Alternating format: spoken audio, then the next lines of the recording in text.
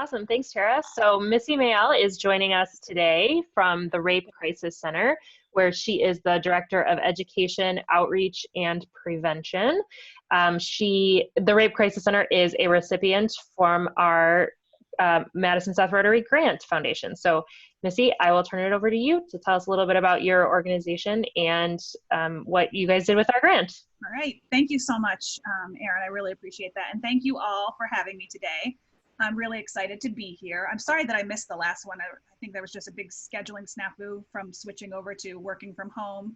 I am going to share a presentation with you just because I'd like to give you an overall sense of what we do as an agency, but especially in outreach and education, because that is what your funding was used for.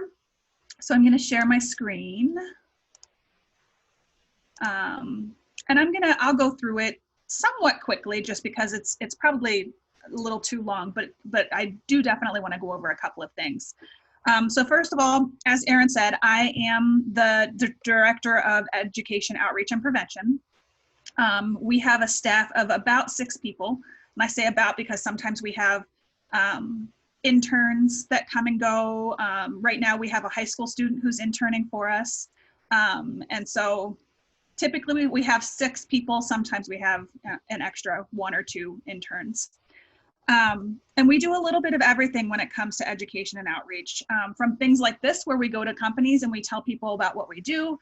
We do a lot of professional development, like with police officers, with teachers, with school counselors, with businesses when it comes to sexual harassment in the workplace.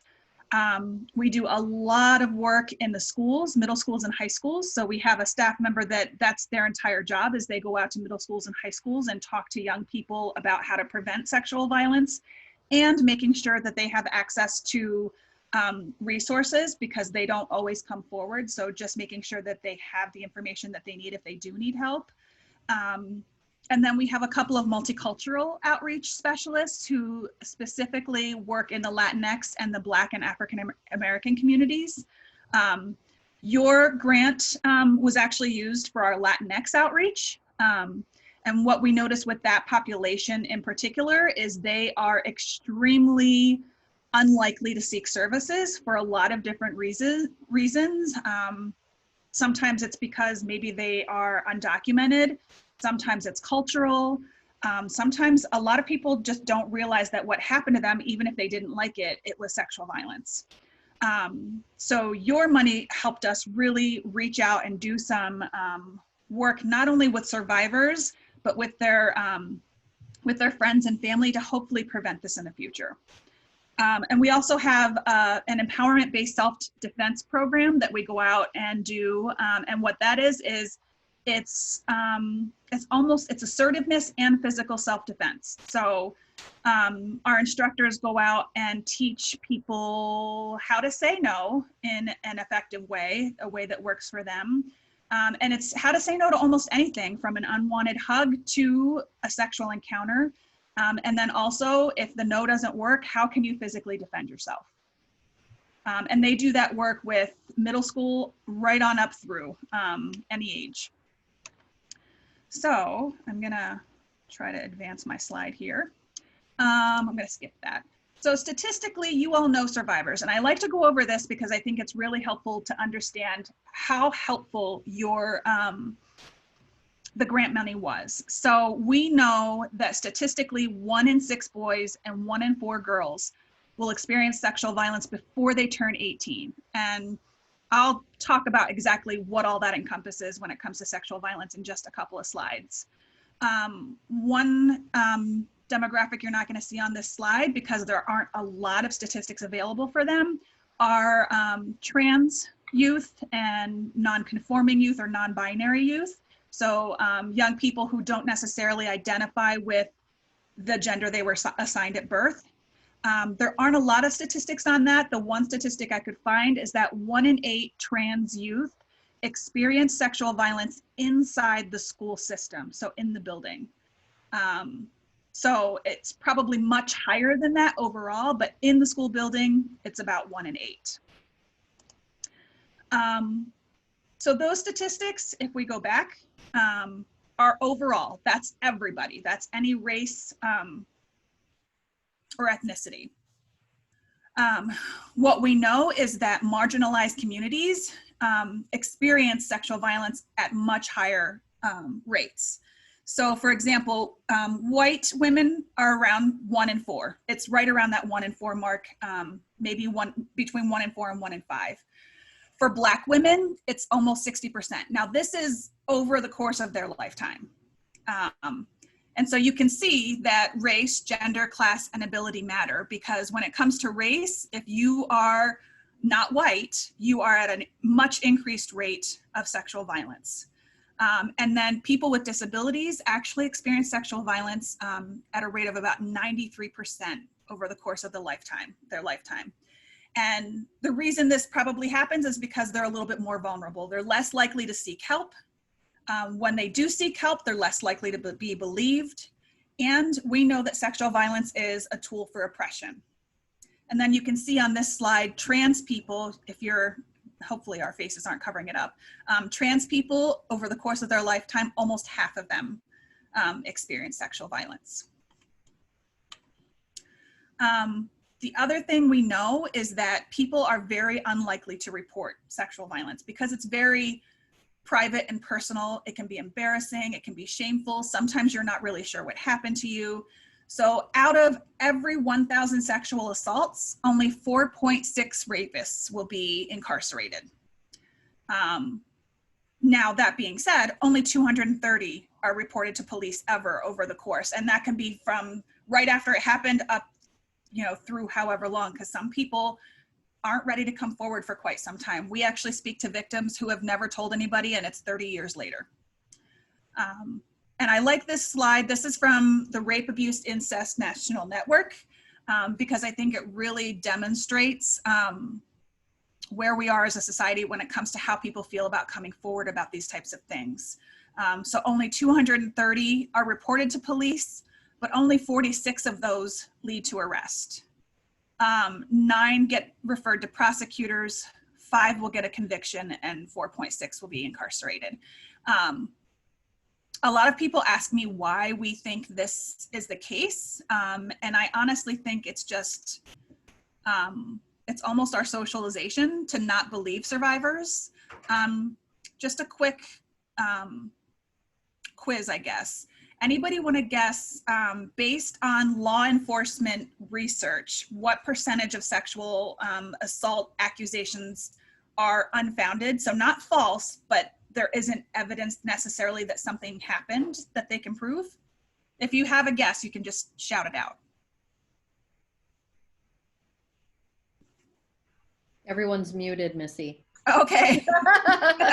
Well, then I guess we won't have guesses. So I'll tell you, it's somewhere between 2 and 8%. So out of these 1,000 sexual assaults that we know of, that people are saying happened, because this is based on research, right? So not necessarily reported, but based on research.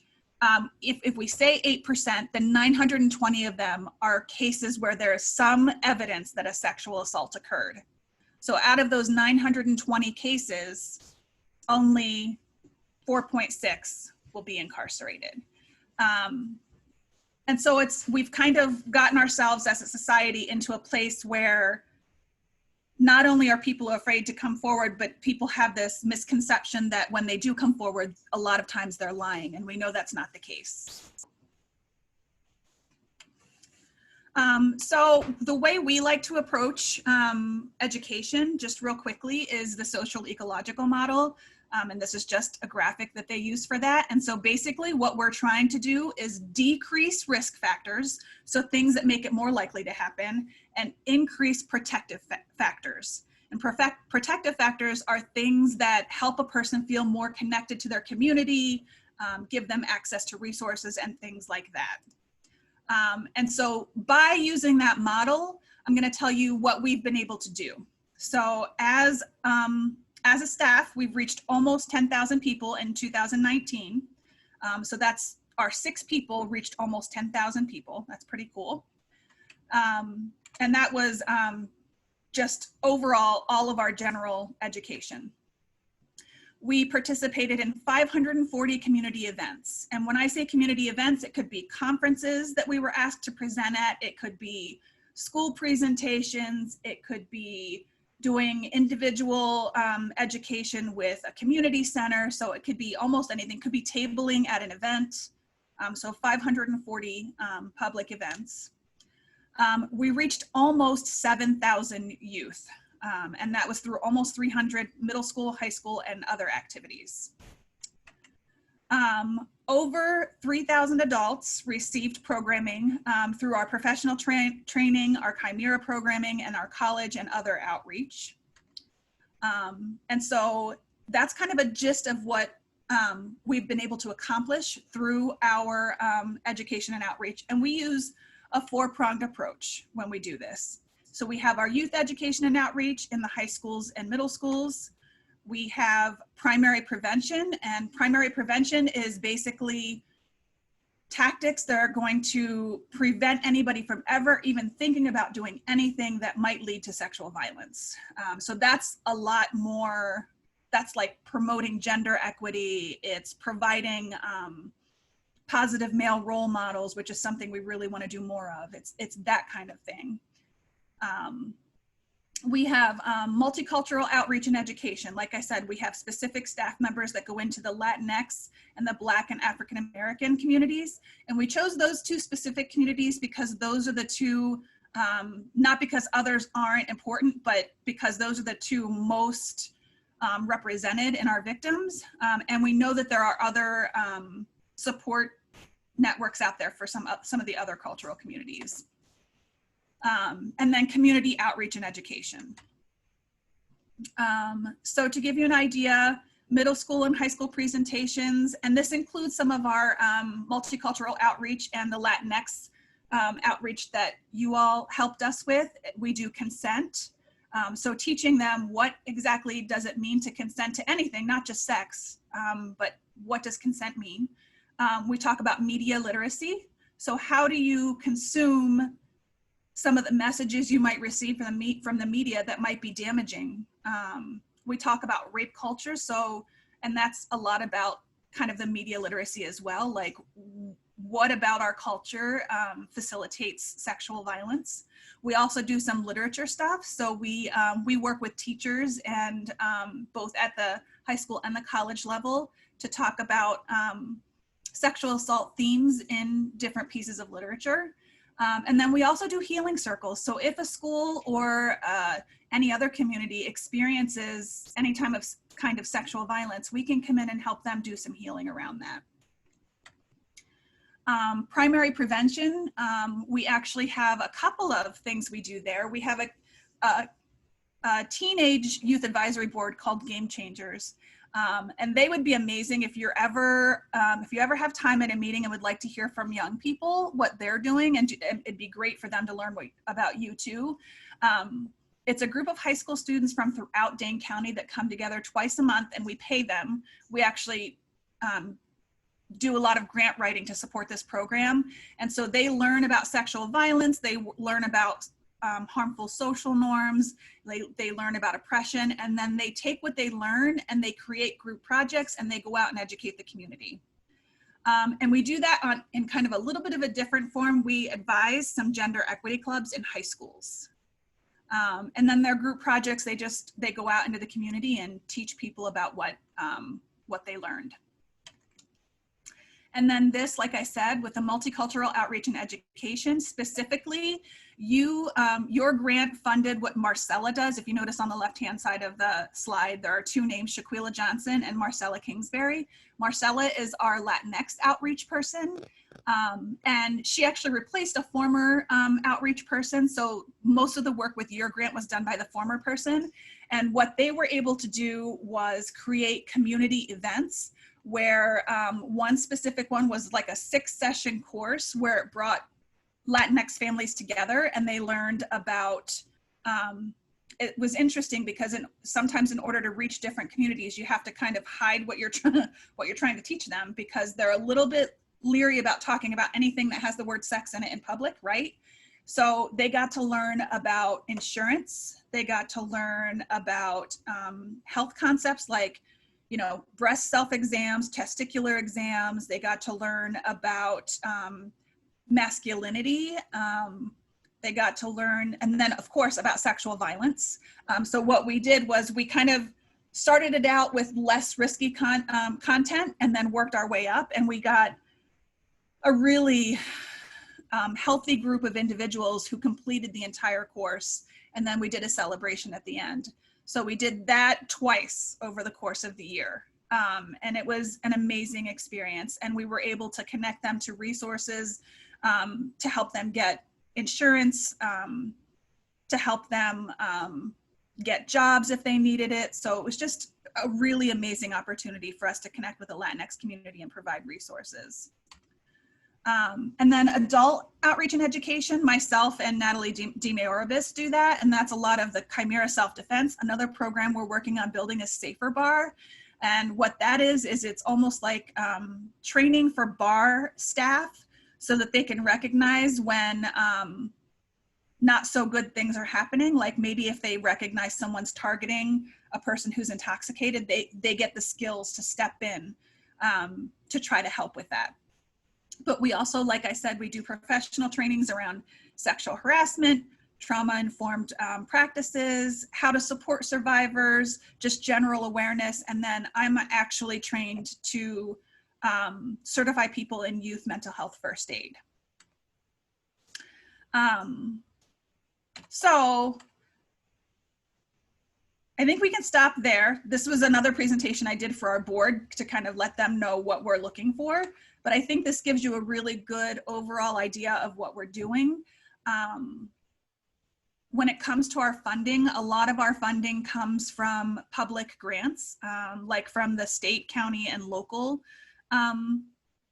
funding sources. But a lot of that funds our direct services. And then when it comes to outreach and education, it can be a little bit more difficult for us to get funding from public sources for that, because they really want to focus it on directly serving victims. So that's why organizations like Madison South Rotary are so important to us, because through you all and other organizations like you, we're able to do a lot of these things that absolutely are necessary in order for us to help survivors of sexual violence. So yeah, we really, really, really appreciate that. And at that, I'd like to just open it up and see what questions do you have? Missy, I have a question. Have you noticed any increase in the need for services or in sexual violence since, everyone has been kind of staying at home with the coronavirus? Yeah, that's a really good question. We actually get that a lot. Interestingly, what we noticed is initially people stopped going to the ER when things happened. We don't think it necessarily stopped happening. We think that people just stopped going for a couple of reasons. Number one, in the grand scheme of things, people who are sexually assaulted tend to minimize what happened to them. I'm a survivor myself, and I know when I think about what happened to me, I'm always like, well, it wasn't that bad. This other thing is so much worse. So I think for one thing, survivors are like, well, this thing that happened to me, I didn't want it and I didn't like it, but it's so much worse for these other people who are experiencing COVID-19 and their family is dying or whatever. So they push it off to the side and they just don't deal with it. Another thing is, I think people were afraid to go to the ER because they were afraid of contracting COVID-19. We primarily serve through Meritor ER. That's where the Forensic Nurse Examiner program is. And for those of you who aren't aware, the Forensic Nurse Examiner program they are specifically trained nurses and medical personnel who work with survivors of sexual assault. And they do everything from just an overall health check to providing prophylactics for sexually transmitted diseases and pregnancy, to collecting evidence. So they're specifically trained to collect evidence so that it can be used down the road in a court proceeding if the victim chooses. But if you're worried about getting coronavirus, which when we first heard about it, right, everybody was really afraid, like I could get this and die, I'm not gonna go to the ER. If you're choosing between, getting COVID or honestly going through this exam that could be quite triggering in and of itself, you may choose not to go in. Now the ER, Meritor has done a phenomenal job of changing the way they triage sexual assault victims so that they don't ever have to come into contact with anybody else in the ER since COVID started. Before, they were triaged kind of along with everybody else, but now that's a little bit different. What we have noticed more recently, though, we've done some education and some outreach to make sure people know that you can still get help and that these risks have been mitigated as much as they possibly can. So we've seen that number pick up. So they're starting to get services more. Now, that all being said, even though new patients weren't going to the ER and seeking out services or even really calling us, what we noticed was that previous clients were triggered by being quarantined. And so we actually had an uptick in calls and use of our helpline because previous people who had experienced it before and used our services before, all of a sudden were experiencing these trauma symptoms all over again because they were trapped at home and different things were triggering what happened to them. And so they ended up calling us more. So for us, our service numbers didn't go down, but we did notice that people weren't coming forward as often.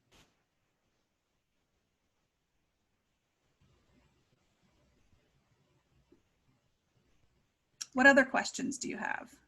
I was just trying to look and see if I can see in gallery view if anyone's got their hand up. If you want to ask a question, you just need to unmute yourself. Yep. And feel free to ask a question. I can answer a question about direct services as well. If you have questions about how we do anything, or I can tell you a little bit. Oh, go ahead. Quick question. How is your linkage with law enforcement? Do you like the partnership there? Is it adversarial at times? Yes, all of the above. So we actually, it's a fine line, right? Because we definitely want to have the partnership because we want to make sure that what we try to do with victims, so that you understand how it works, is we don't encourage them one way or another what to do. What we do is we provide all of the information that we can, and then whatever they choose, we support them to do that. And so we will be very honest with them about what the legal process looks like, what it can look like to work with officers. We also work really closely with the police department to provide trainings. So it's a yes and, right? Like when we're in those really positive environments where we're providing the training and we're developing the partnership, it's amazing. But then occasionally you'll have an officer who maybe isn't as well versed, or you could even have a survivor who is in their trauma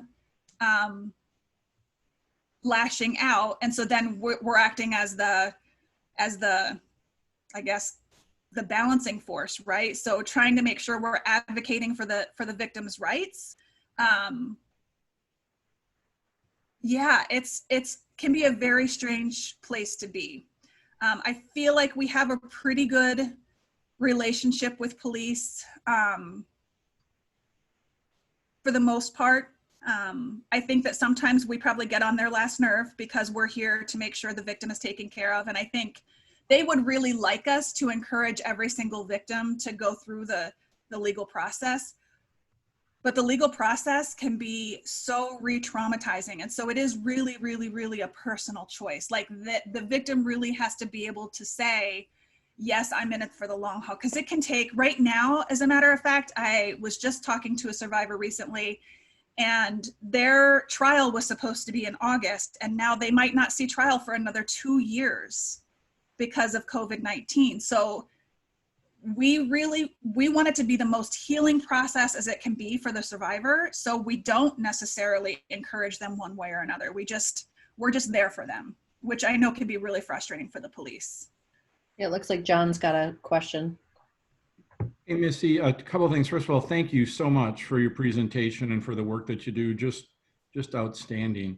I'm wondering if you have any statistics you can share with a percentage breakdown of how many assaults are perpetrated by people who are acquainted with the victim versus how many are complete strangers. And I've been a while since I've been involved with the type of work that you do, but I recall that number was fairly high. And a lot of people just perceive that sexual assaults are these random stranger on stranger, have no idea, person jumps out of an alley. And I think you can enlighten us on what the reality is there as far as statistics. Yeah, thank you so much, John. That is an excellent question. It's funny because we don't have to, with our young people, we used to have like a myth versus reality thing where we would have them describe to us, who is a rapist? And so then they would give us all, and it was usually someone who jumps out of an alley, someone who's wearing a mask, someone who has a weapon, you know, it was that stereotypical, you know, what you're describing right now. But what we know is that around 80% of the time, and some statistics in Wisconsin will say up to 90% of the time, it's someone who was acquainted to the victim. So it could be a partner, it could be a friend, it could be a friend of a friend, you know, like they're at a party. So more often than not, it is someone acquainted to the victim. Wow.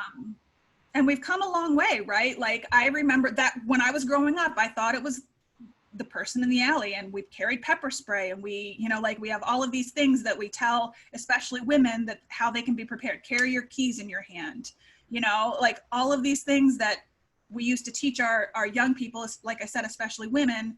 But what we know now is that's not what they need to learn. Actually, what we need to be teaching young people is really consent is the big one. So we spend a lot of time on that in the schools and try to give them actual practice at it. And so we try to start young and start with, you know, less risky things like holding hands or borrowing a pencil even.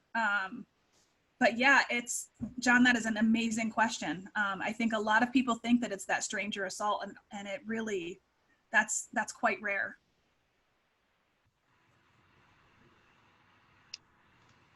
Thank you, Missy. I don't know that we have any, I think. I have a question. Oh, go ahead.